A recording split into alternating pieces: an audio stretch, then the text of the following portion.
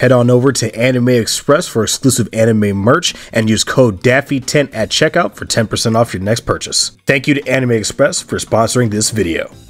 Yo! Yes, everybody, we are back for some more Kagurabachi content, ladies and gentlemen. And we are here with chapter 56 of I almost said Jujutsu Kaisen, Lord have mercy. And we're here with chapter 56 of Kagurabachi, and gotta say, the end of this chapter is just absolute hype.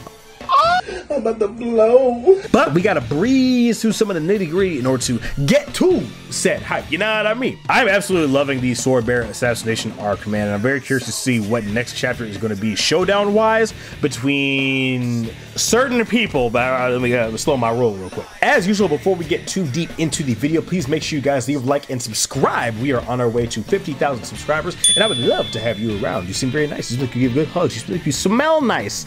And yeah. All right, back to the video. So when we start off the video, we have Hikari attempting to load up his mask in order to help out the Makizumi. Now we know the plan is that Hikari will have to touch all of these sword bearers physically and then be able to load up their respective enchanted blades, and so they can actually keep them protected to keep them moving around so that the Hishaku don't have their hands on them as well. But unfortunately, when Hikari tries to load up his mask, he unfortunately falls down, as we know that the required time for spear energy exhaustion to recover is 30 minutes. It's only been about 10 or so since the assault started. So the woman of the Makizumi is getting back to finishing the transportation circle on the ground in order to hopefully get Samura out of there, while he as well as Uraha are fighting desperately on the front line. And we see that even though these guys are being torn to shreds and they're accumulating so much damage, they are almost possessed and zombie-like, as Uraha comments. And unfortunately, he says that they're at their limit. They just don't have the sheer numbers at their disposal to counter this raid. We have a little bit of lore on the Makizumi, and we understand that they're actually a family of ninjas that go back centuries, and they dedicate themselves faithfully and servicely as tools to protect. In the Seitei War, they actually allied themselves with the Kamunabi, and that almost all of them actually were sacrificed, and that their very descendants continue to serve the Kamunabi as well. So obviously this is setting up for the Makizumi to be allies later on in the future, supposedly for Chihiro, like I mentioned.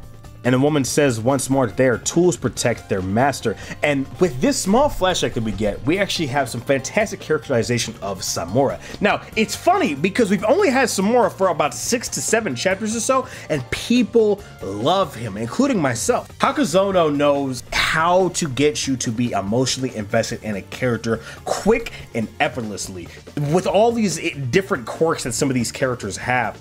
For instance, you have someone like Shiba, who is very loud, a tad grating, but you still want to see him on screen interact with people. And we have this reveal that actually he's one of the strongest sorcerers currently alive. Then obviously you have Kunishige as well, who was very goofy with his son. He was very aloof, but you can tell that when it came down to the work at hand that he was doing, he took it seriously. It was a life or death lesson that he tried to impact on his son, and trying to sell him this idea that these blades that we make, they are used to take people's lives away.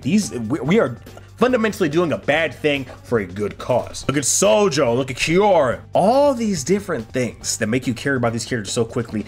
Hokazono is doing a fantastic job. And so throughout this flashback, we have the Makizumi tending to Samura's every whim and need, and it annoys him. For instance, if he's hungry, the moment that his stomach rumbles, he's got something to eat. The moment that there's a bug in his vicinity, even when he's taking a doozy, bug gone. He doesn't want servants. He doesn't want these kids to lay down their lives. They're young. Even the mini Samura fanboy, he says that he's only 20, so now obviously we know he's 23, but Samura says you're kids. You shouldn't lay down a life for an old guy like me. By the way, Samura definitely reminds me of Donnie Yen's character from John Wick 4, the blind assassin who was friends with John Wick. Even just how he looks, I don't know, just every time he opens his mouth and talks, he just reminds me of him. But we know that fundamentally Samura's a good guy. And all of these notions that Samura could have been the traitor, they're all almost exclusively gone. While yes, there has been no solid statement that there is a traitor within the Kaminabi,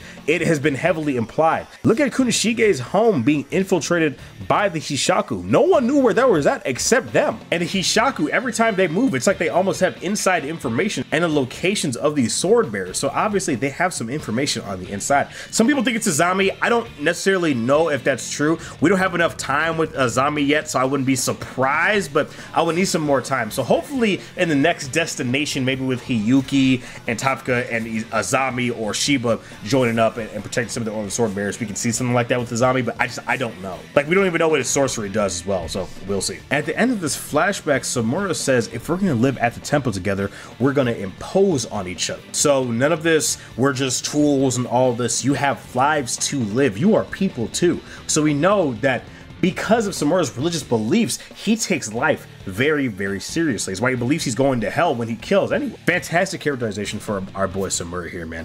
And so we actually go back to the present fight, and he's trying to rally everyone's spirits, and he says, we're gonna shred them all. So Samura at this point has no inkling of backing down, and actually the woman thinks to herself, no, he's not gonna let us teleport him. He won't let us die for him. And unfortunately, as the pine begins to grow more and more and all of their enemies begin to stack up upon them, Uraha says they're at their limit.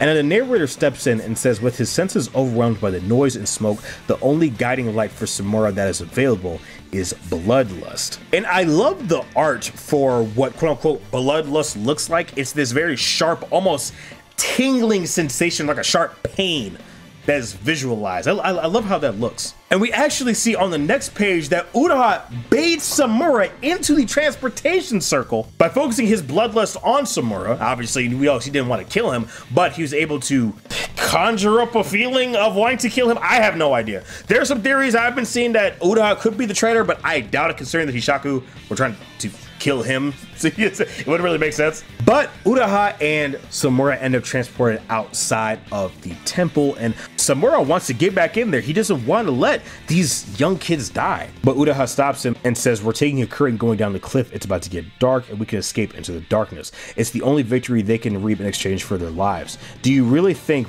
they were just throwing their lives around? Uraha says, did you really think they were just throwing their lives away as tools? And have this cute little flashback where they're all kind of carrying around laundry. And the young Samura fan says, Mr. Samura never allowed us to exert ourselves for you. You refuse to let us sacrifice our lives for you. That's how you are. All the more reason. We're ninja. We don't need your empathy. We refuse to let you die.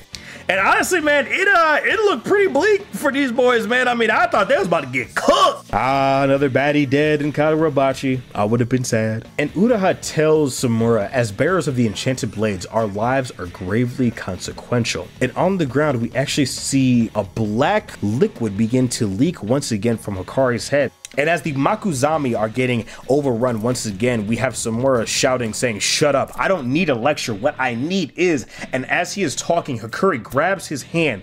He exclaims, and we see Hikari beginning to proceed, bro. Yes, proceed. Yes, Hokazono. Dude, that boy Hikari looks just like his daddy here, man. That's what I like to see. This is some real doutragonist activities, man. Yes, Hokazono, yes. Have your faith in Hikari. Never doubt Hikari, man. I ain't gonna lie, at the beginning of the chapter, I was thinking that our boy Hikari was not about to do shit. Like, I mean, like, the storehouse is pretty OP, but that's really the only thing he can do. He's not a fighter like that. He hasn't really mastered Iso yet as well, so he's a support role. But Hikari playing his role and saying, I'm the one who hasn't risked my life yet, there's something I can do to help. Brain damage be damned. That's what the fuck I'm talking about. And we have the name Tobimune, and as the blade begins to draw out of its sheath, the word crow is uttered, and black feathers begin to flood the battlefield in front of these Hishaku members. They say, hey, what's happening? Someone's attacking. And we see these feathers in front of the Buddha. They said, I don't know what this is. And they are in a flash, almost whisked away entirely. And we see behind Samura a trail of feathers begin to flood out behind him. And he tells the woman, you guys are fired.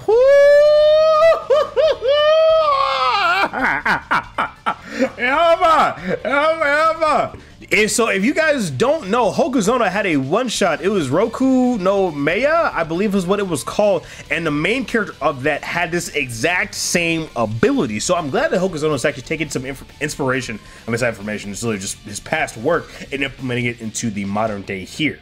Because there were pretty cool concepts that were in that from what I've been told. But that shot is crazy, man. Oh, good lord. I'm wondering what this is gonna do. This seems the blade that seems closest to Enten. Like, I don't know if each feather is a blade itself. I don't know if it enhances his speed greatly. I have no idea what this does. I'm assuming we're gonna get an answer later on. But as for clouding vision in the midst of a battlefield, I mean, that's pretty important. But we know that Kuro evolved to have something like that similarly now. So what makes this blade so special? We will see. Obviously the feathers look cool, but as to the intricacies of what it does, I'm very hyped to see what that does. This is kind of an off-topic thing here, man, but I know it's only been 2 chapters, but I miss Chihiro, man. Genuinely, I do. I mean, I love Chihiro as a main character, and him not being here kind of makes me sad. I love everybody else, genuinely, I do, but I don't know, man. I miss Churro, man. Where Churro at?